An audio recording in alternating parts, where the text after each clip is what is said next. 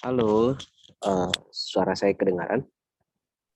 Kedengaran, Kak. Oke, mari kita berdoa.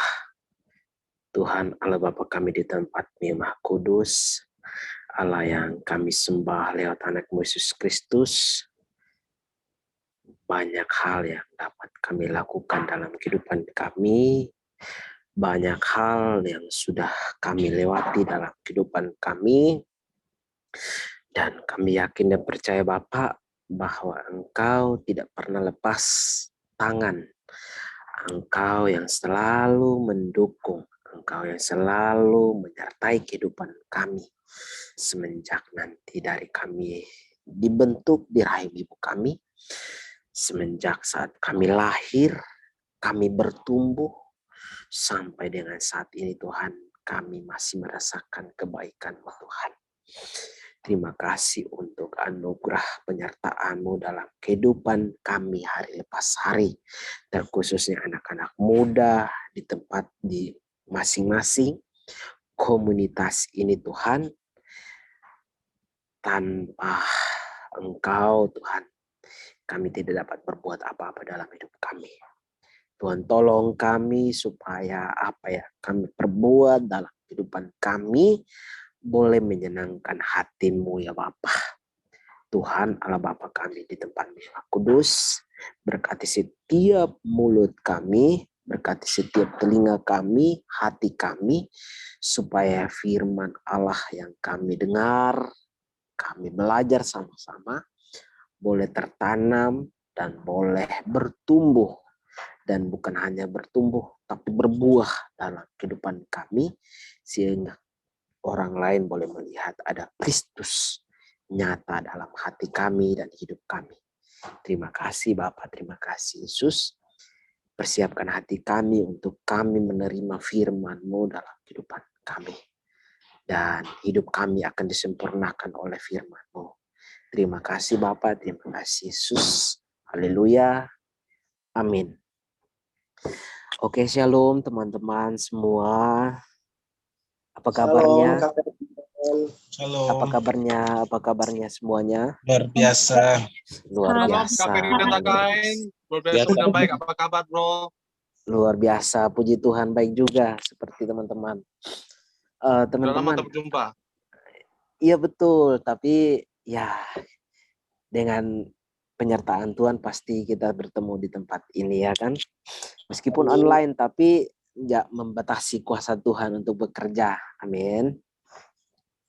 Oke teman-teman, terima kasih untuk setiap pengurus yang ada di komunitas ini. Terima kasih untuk ketuanya yang saya tahu adalah Pak Arwin, dan yang lain juga pengurus-pengurus yang lain juga. Terima kasih untuk kesempatan buat saya yang dikasih untuk saya belajar dan kita sama-sama belajar. Saya bukan orang pintar, saya bukan orang hebat, tapi saya mau belajar. Ya, saya mau belajar untuk dari teman-teman juga. Dan saya lihat puji Tuhan ya, Pak Arwin punya visi untuk membuat komunitas yang sangat diberkati. Luar biasa, pokoknya luar biasa ya. Dan bukan teman-teman pengurus yang luar biasa, tapi itu pasti pekerjaan Tuhan. Amin teman-teman ya. Oke teman-teman, saya dikasih waktu berapa menit ya? Untuk sharingnya 30 menit ke depan, Kak. Oke. Habis itu nanti kita sharing diskusi ya. Ada tanya jawab. Oke, terima kasih. Jadi terima kasih untuk Brother Gamaliel yang sudah menghubungi saya. Terus dia bilang sama saya 7 hari sebelum ibadah ini dia minta tema.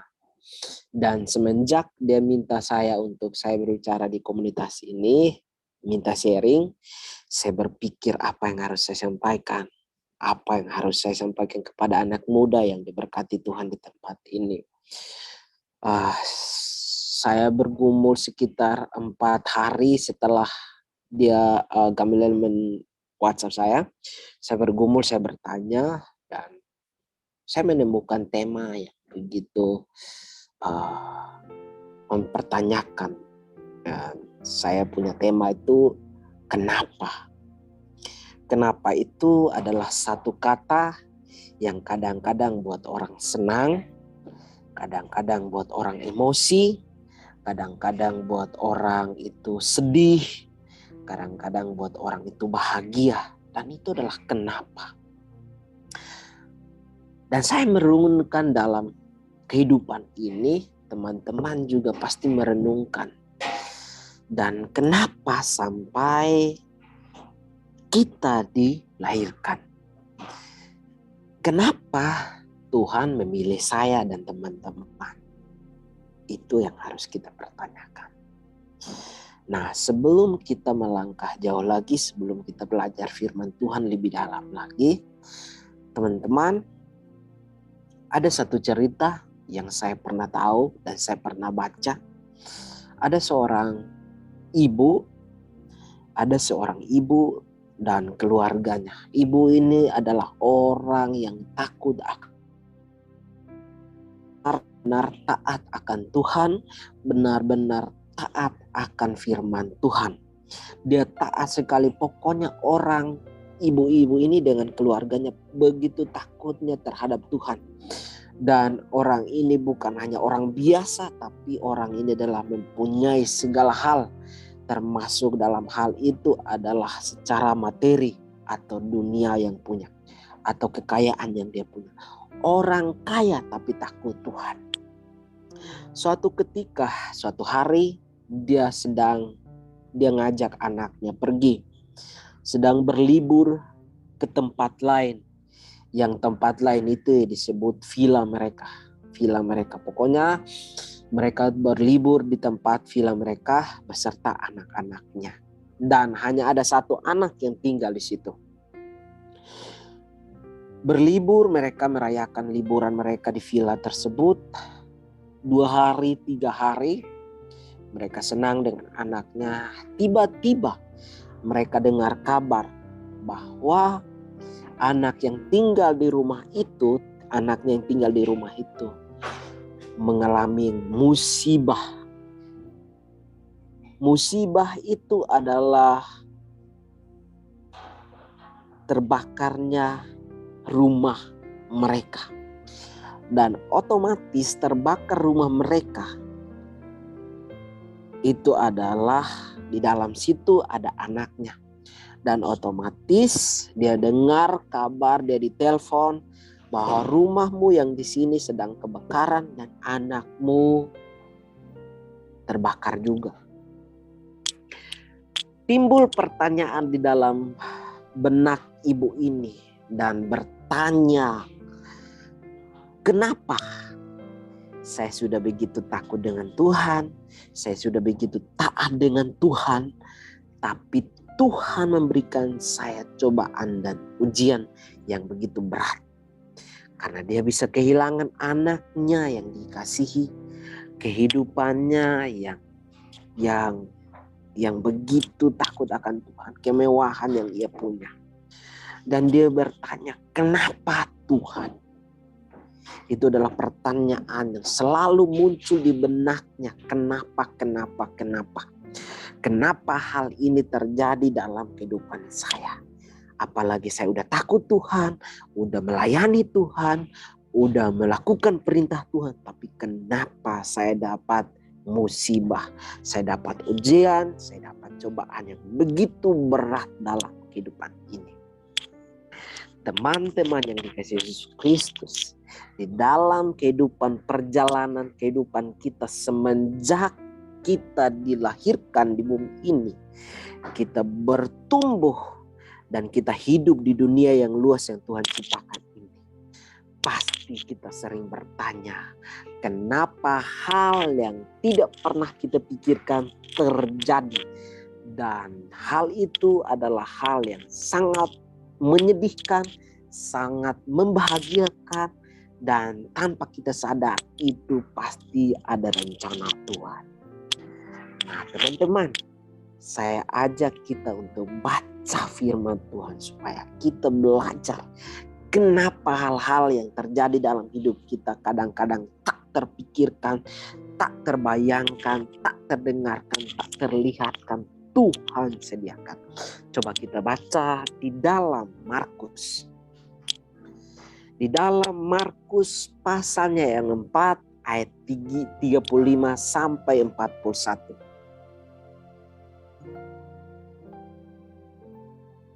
Markus pasal 4 ayat 35 sampai 41. Teman-teman sudah menemukannya? Saya minta satu orang membacakannya dengan pelan-pelan supaya kita mengerti apa isi dari ayatnya.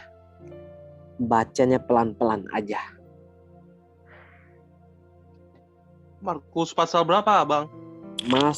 Markus pasal 4 ayat 35 sampai 41. Coba saya minta teman-teman baca pelan-pelan aja. Oke? Markus pasal 4. Ya, Markus pasal 4 ayat 35 sampai 41. Ayat 35 sampai 41. Ya. Saya bacakan. Ya, pelan-pelan ya. Oke. Thank you, Kak. Selamat berjumpa ya, Pak Kak Ferdinand Tangkain.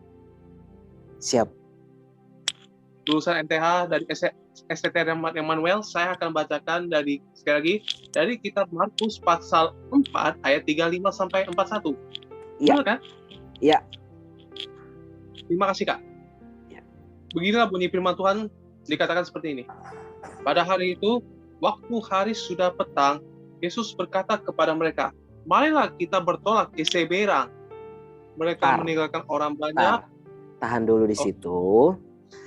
Pada hari itu, waktu hari sudah petang, Yesus berkata kepada mereka, marilah kita bertolak ke seberang. Ini adalah sebelum hal ini terjadi, Yesus sedang berkhotbah di bukit. Pada hari itu, waktu hari sudah petang, artinya di dalam, bisa di mute. Oke, pada saat itu hari sudah petang. Dalam arti cerita hal ini adalah sudah menunjukkan malam. Ya, sudah menunjukkan hal yang sudah gelap, tidak ada aktivitas lain lagi, tidak ada apa yang kita lakukan lagi. Coba baca ayat 36 lagi, teman. Lanjut 36. Oh ya, ayat 36 lanjut. Mereka meninggalkan orang banyak, itu lalu bertolak dan membawa Yesus beserta dengan mereka dalam perahu di mana Yesus telah duduk. Dan perahu-perahu lain juga menyertai dia. Oke, pelan. Jadi ceritanya ini sudah malam. Yesus nyuruh murid-muridnya, ayo kita nyebrang ke seberang. Tapi dengan ketentuan tidak mereka sendiri atau bukan hanya perahu murid-murid dan Yesus. Tetapi ada juga yang menyertai dia. Ayat 37, aku baca. Lalu mengamuklah taufan yang sangat dahsyat. Dan ombak menyembur masuk ke dalam perahu. Sehingga mulai penuh dengan air. Jadi cerita di sini teman-teman. Ada Yesus di dalam perahu murid-murid. Ya. Maaf, ini kenapa ya? Mendengung kenapa ya? Apa dari saya ya? Oke, saya lanjut. Ceritanya itu adalah hal ini terjadi ketika Yesus ada di dalam perahu itu. Angin taufan datang. Nah, pertanyaan saya seperti ini, seperti cerita tadi. Orang ini, ibu ini sudah takut Tuhan, tapi kenapa sering terjadi yang namanya pencobaan dan ujian? Di dalam kehidupan kita sudah ikut Tuhan, kita sungguh-sungguh melayani Tuhan, tapi tatkala kita dalam kehidupan ini kita menemukan hal yang sangat tidak kita senangi dan hal itu mungkin mengecewakan dalam hidup kita. Dan kita bertanya, kenapa Tuhan? Tuhan, kenapa saya sudah jatuh cinta sama dia? Saya sudah berdoa setiap malam buat dia, tapi kenapa dia meninggalkan saya? Tuhan, saya sudah bergumul untuk pekerjaan ini dan saya sudah dapatkan, tapi kenapa nggak terjadi sesuai dengan keinginan saya? Tuhan, saya sudah bergumul bertahun-tahun supaya saya dapat kerjaan, supaya saya dapat jodoh, supaya saya dapat kampus yang terbaik. Tapi kenapa Tuhan kasih yang tak sesuai dengan hati saya dan pikiran saya? Pertanyaan saya adalah, di dalam murid-murid itu, di dalam perahu murid-murid itu, 90% orangnya adalah nelayan. Salah satunya yaitu Petrus. Petrus dari kecil dia sudah hidup di danau dan sudah menjadi nelayan. Otomatis teman-teman, dia sudah bisa mendebak angin itu dari mana, cara untuk menghindar dari taufan, angin ribut itu bagaimana. Tapi kenapa malam itu ada ketakutan dalam hidup mereka?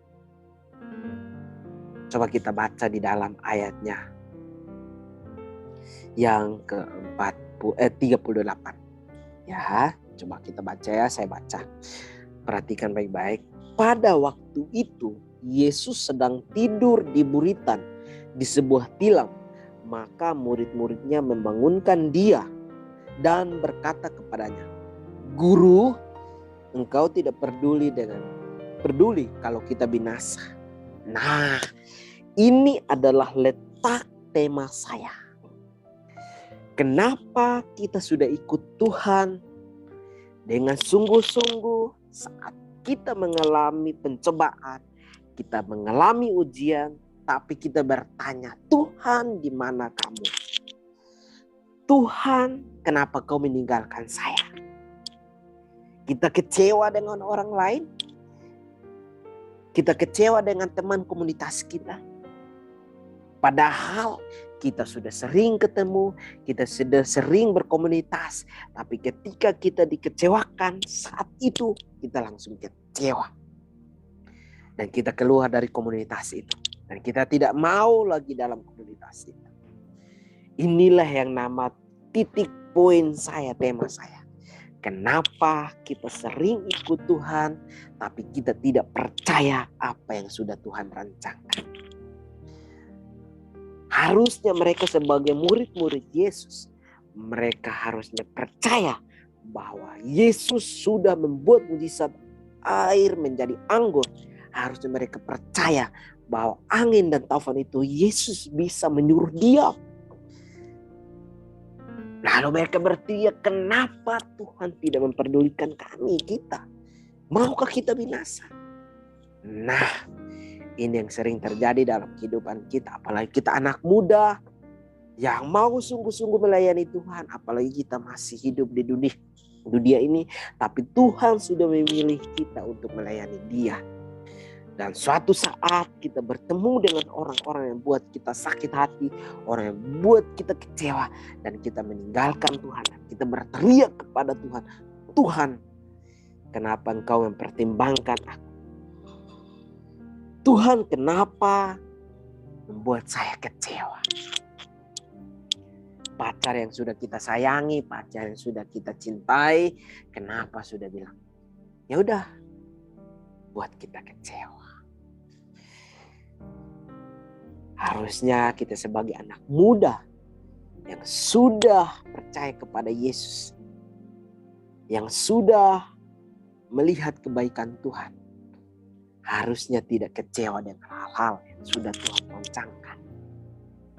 Harusnya percaya bahwa Tuhan ada dalam hidup saya. Tuhan akan memberikan saya kehidupan baik. Tuhan akan memberikan saya kekuatan. Tuhan akan memberikan saya kedamaian. Setiap masalah yang kita alami dalam kehidupan kita, harusnya kalau kita percaya kepada Yesus Kristus, kita akan diam dan tenang. Karena apa? Yesus ada dalam hidup kita.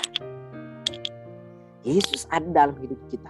Harusnya kita percaya bahwa Tuhan akan memberikan kita kelegaan, kekuatan, dan kedamaian. Ayat 39 bacaan tadi saya baca pelan-pelan. Iya, kata Yesus. Yesus pun bangun, menghardik angin itu dan berkata kepada danau itu, diamlah, tenanglah. Lalu angin itu reda dan danau itu menjadi teduh sekali. Teman-teman, harusnya di dalam kehidupan kita selalu mengundang Tuhan hadir dalam kehidupan kita. Karena Amsal berkata begini, serahkanlah segala perbuatanmu ke dalam tangan Dia. Dia pasti akan berikan jalan keluar. Harusnya segala sesuatu, apa yang sebelum kita lakukan, kita harus tanya Tuhan. Jangan saat kita terjatuh dan kita sudah mulai tanya Tuhan. Tuhan, kenapa saya jatuh berkali-kali? Tuhan, kenapa saya sakit hati berkali-kali? Tuhan, kenapa saya kecewa berkali-kali? Harusnya di sini kita mengundang roh Tuhan untuk hadir dalam hidup kita. Masalah yang kita hadapi, masalah yang kita alami dalam hidup kita. Kalau kita bilang berkata, Tuhan, Engkaulah gembalaku, takkan kekurangan aku. Engkau memberikan aku di padang yang rumput hijau. Aku akan diam. Dan harusnya seperti itu yang kita katakan. Bukan seperti murid ini. Mereka menggerutu, mereka memanggil Yesus. Kau tidak pedulikah kepada kami, kita? Maukah kita binasa? Seakan-akan dalam kehidupan kita, ketika kita punya masalah, seakan-akan kita akan mati dengan masalah itu. Ketika kita dicobai, kita berkata, aduh saya gak kuat lagi deh. Saya gak kuat lagi. Harusnya murid-murid ini coba berkata, aku gak akan takut. Karena teman-teman coba baca di dalam Matius dan Lukas itu cerita yang sama. Dan di situ Yesus berkata, di mana iman kepercayaanmu? Di mana iman kepercayaan? Harusnya kalau kita mengalami segala cobaan, mengalami kekecewaan, mengalami ujian begitu berat, harusnya kita berkata, Tuhan berikan saya kekuatan. Karena dalam Alkitab mengatakan, di dalam kelemahanku kuasamu nyata. Harusnya seperti itu. Tidak seperti murid-murid berteriak. Tidak seperti murid-murid berteriak, Tuhan kau tidak peduli. Tuhan sebenarnya ada. Nah, kadang-kadang Tuhan mengizinkan kita untuk kita kecewa berkali-kali. Karena apa? Tuhan menguji karakter dan iman kita. Setiap masalah yang kita hadapi harusnya itu tidak membuat kita kecewa dengan Tuhan. Itu tidak membuat iman kita makin ciut, makin kendor. Tapi iman kita semakin kuat di dalam Tuhan. Harusnya seperti itu. Kita kembali ke ayat yang tadi. 40. Saya baca lagi. Lalu Yesus berkata kepada mereka, berkata kepada murid-murid yang ada dengan Yesus, mengapa kamu begitu takut? Mengapa kamu tidak percaya? Mengapa kamu tidak percaya? Nah, ini. Mengapa kamu takut? Mengapa kamu tidak percaya? Mereka mengikuti Yesus.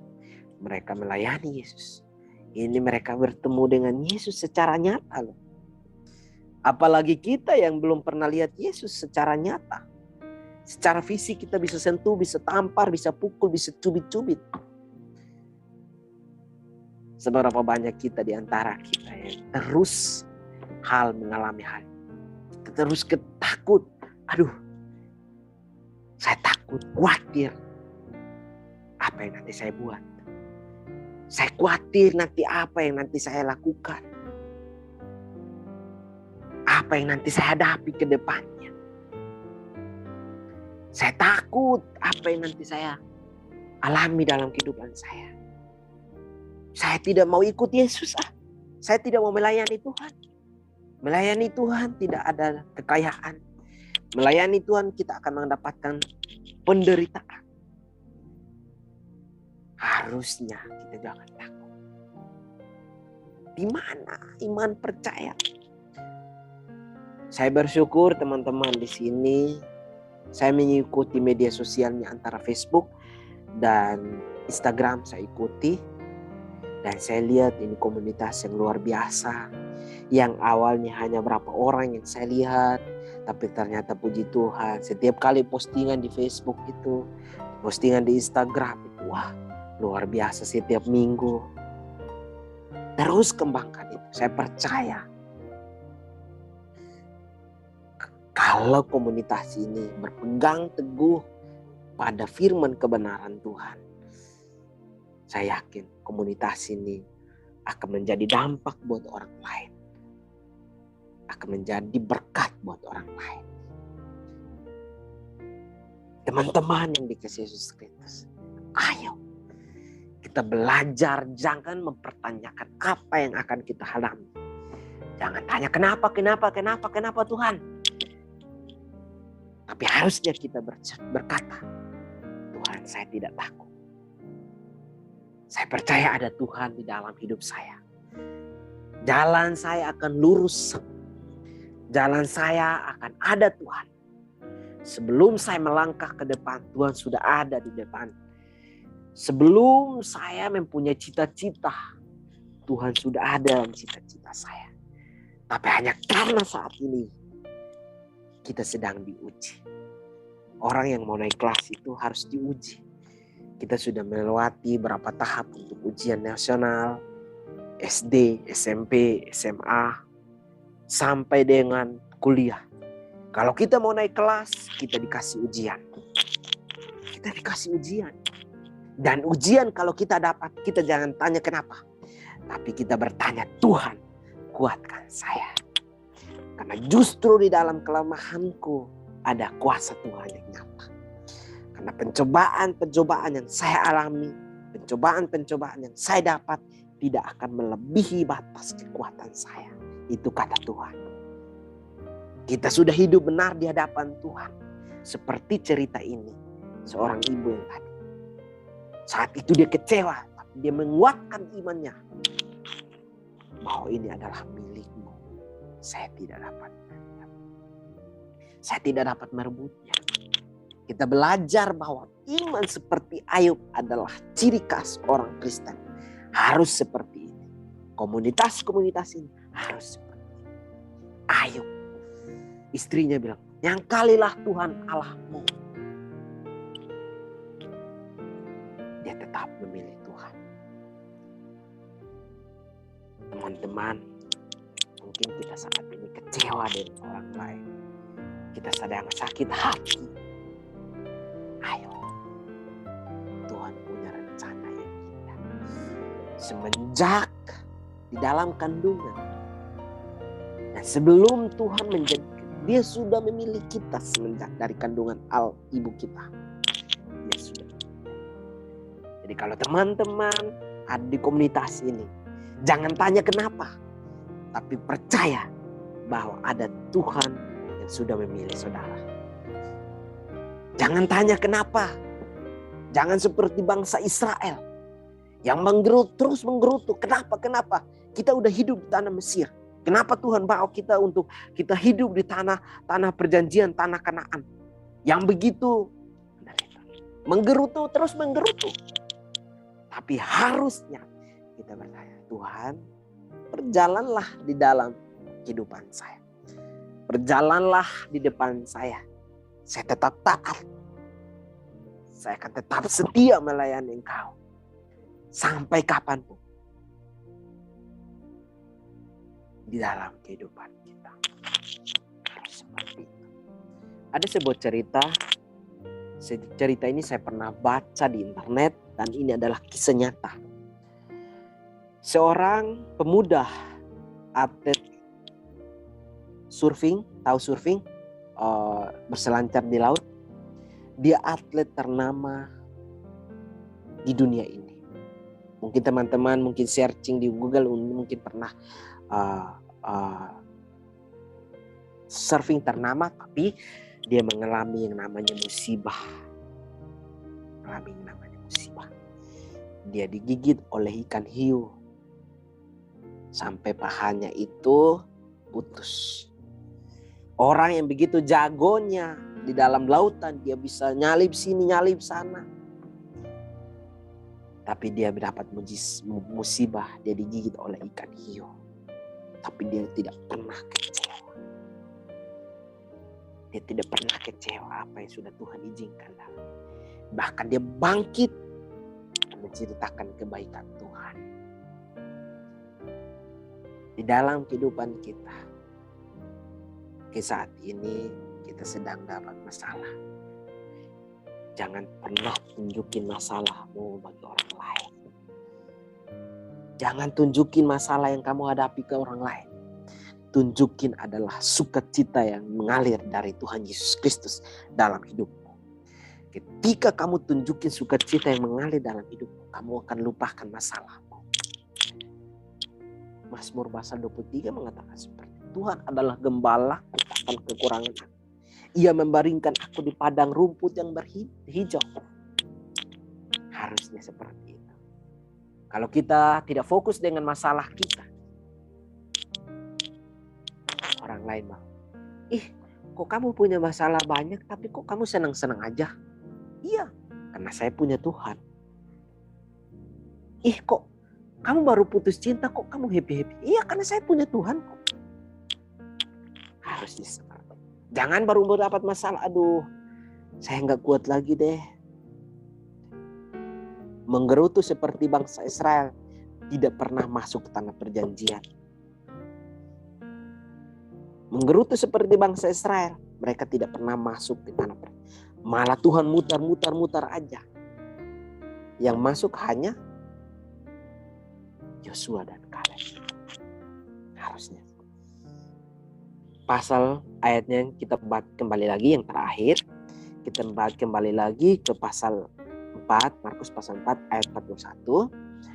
Saya baca, mereka menjadi sangat takut dan berkata seorang kepada yang lain, siapa gerangan orang ini sehingga angin dan danau pun taat kepadanya. Nah, ini adalah hal yang harus kita hindari dalam hidup kita.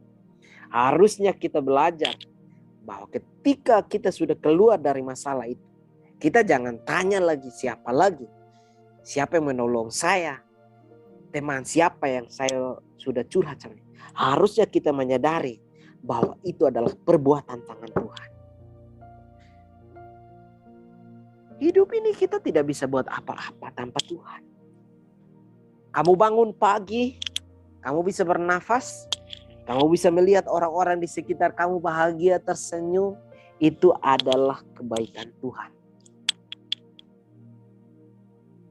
Harusnya kita menyadari bahwa itu adalah anugerah Tuhan yang Tuhan berikan. Jadi teman-teman, ayo kita jangan pernah menyangkali apa yang sudah Tuhan berbuat dalam hidup kita.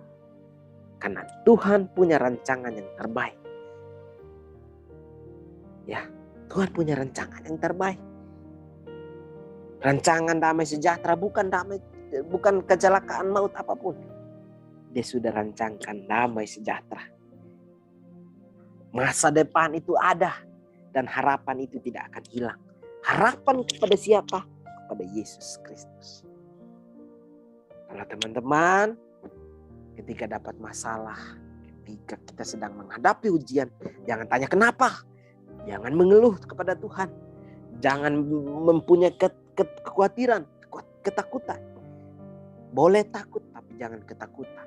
Boleh khawatir tapi jangan sampai itu yang membuat imanmu makin tidak percaya kepada Yesus Kristus. Harusnya ketika kita punya masalah, kita menguatkan Tuhan. Kuatkan saya. Untuk saya dapat menghadapi hari-hari yang penuh tantangan. Amin teman-teman. Saya percaya komunitas ini adalah komunitas yang sehat. Komunitas ini adalah komunitas yang diberkati Tuhan. Karena apa? Orang-orang di dalamnya adalah orang-orang yang punya kualitas murid Kristus yang sesungguh-sungguhnya. Kita belajar, kita tidak seperti Petrus dan murid-murid yang lain. Mereka udah tahu bahwa Tuhan adalah Tuhan Raja di atas segala raja.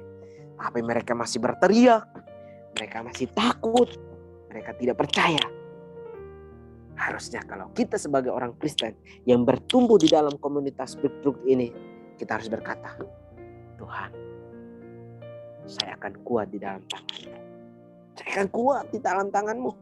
Saya tidak takut karena Tuhan ada di dalam kehidupan saya. Tuhan Yesus memberkati teman-teman semua, tetap sehat, tetap kuat di dalam iman. Kehidupan ke depan makin berat, tapi iman kita harus makin kuat di dalam tangan Tuhan. Kita berdoa.